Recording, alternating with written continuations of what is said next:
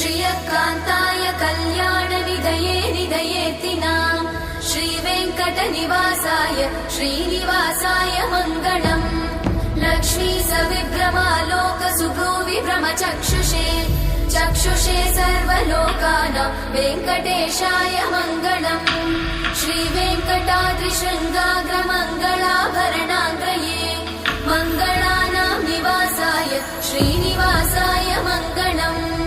सर्वावयव सौन्दर्य सम्पदा सर्वचेतसां सदा सम्मोहनायास्तु वेङ्कटेशाय मङ्गलम्। नित्याय निरवध्याय सत्यानन्दचिदात्मने सर्वान्तरात्मने श्रीमद् वेङ्कटेशाय मङ्गलम्। स्वतः सर्वविदे सर्वशक्तये सर्वशेषिने सुलभाय सुशीलाय वेङ्कटेशाय मङ्गलम्।